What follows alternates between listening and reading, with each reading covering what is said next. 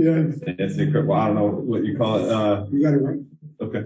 Just have you ever done that in the course of a game? But you know what? Not really, no. I mean, I've done it probably a few times, maybe in Oklahoma sometimes, but literally, like when you're from LA, certain music, certain tunes just kind of hit you differently. And like, I don't know, all I heard was the music. I was like, oh, it's my joint right here. You know, that's my, and my feet start moving. You know, that's just how it works for me. So I love to dance, and it's something that I kind of enjoy doing. So kind of happened in the middle of the game, but, you know, enjoying it. But that also goes to like what I mentioned after that game about just our swag and my energy. Like that's who I am, and like in order for us to be who we need to be, I need to be who I am and be free and do things where to me it seems normal, but from everybody else is like, what the hell was he doing? You know what I'm saying? So, and I'm okay with that, but like that brings a good energy to my team, to my teammates, and it puts us in a happy place. And I always remember like throughout the season and throughout a game, you always want to make sure you're having fun. Win, lose, or draw, because if you're not, it's kind of becomes, like for me personally, I get so tense. I'm just super focused and not having no fun. Then I lose track of kind of what I'm supposed to be doing. So that also was a combination of all that, just having some fun, smiling, and enjoying the game. So my follow-up to that, I said on the time, last time we talked to Mello, he said that he felt like there was kind of a misconception with him. And you told us about this documentary that came out that you felt like there was a misconception with you. So even if maybe general NBA fans are starting to get to know you the way you want them to know you, do you think your Laker teammates know who you are yet? And how is that?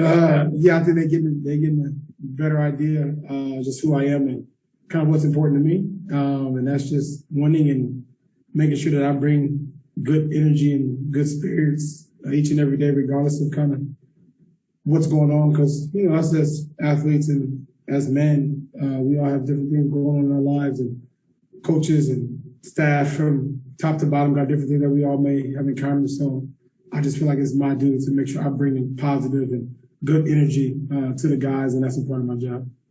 No, go ahead. But you talk about how did your teammates respond to you dancing, doing the? They just saying,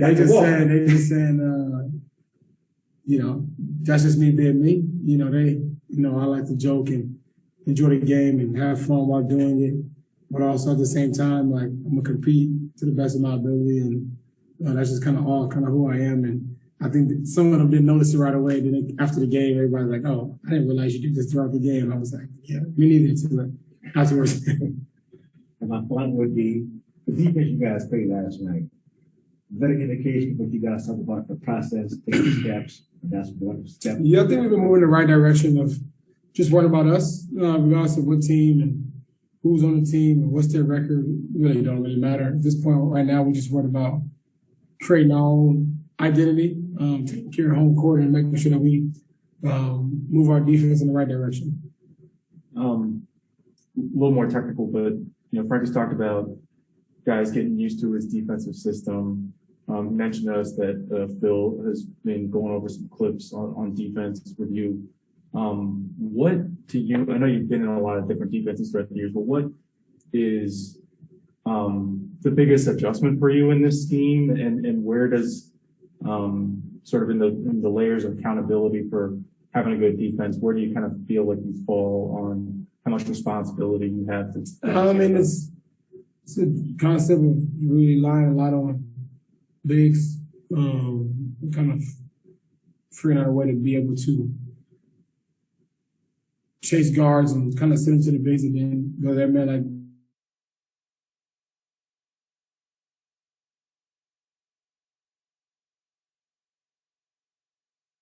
something I'm good at as well, but it's also I can get steals by the way we play defenses now and making sure that I'm in the right places on the weak side, on the ball, and especially on the weak side, making sure I'm there to be able to help guys and boxing out and different things of that nature and rebounding and certain different things, but nothing that I haven't seen before. Just now, I'm obviously now a lot more accustomed to doing it, and Frank has been a hell of a defensive coach, a coach in general, and he knows what he's doing. And my job is to make sure I fulfill the things that he's asking me to do.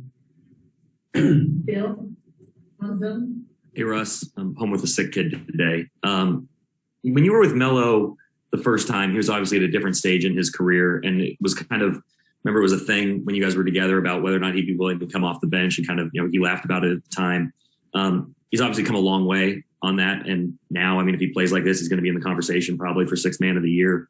What have you? I know we're 7 games into the season, but what have you seen from him in terms of an evolution as a mentally as a teammate, and then his ability to embrace this kind of role and contribute in the way he has as, I mean, essentially a role player for you guys so far? Yeah, I mean, honestly, from the phone call I had with Melo to tell him to come to Oklahoma City when he was in New York, until now, he's always been willing to do what's better for the team and what's better for that particular situation at the time.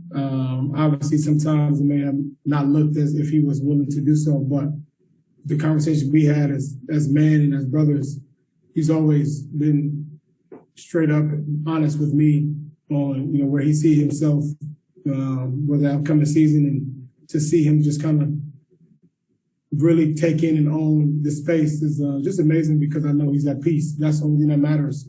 Us as athletes and as people fail to realize that we are people, human beings like everybody else, and we go through different things that are more difficult to handle.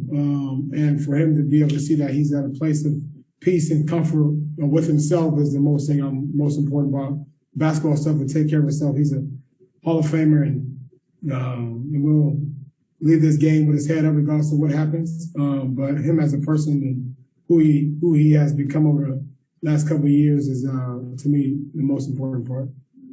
Thank you, sir. Yeah. Appreciate it. Yeah. He's a walk right.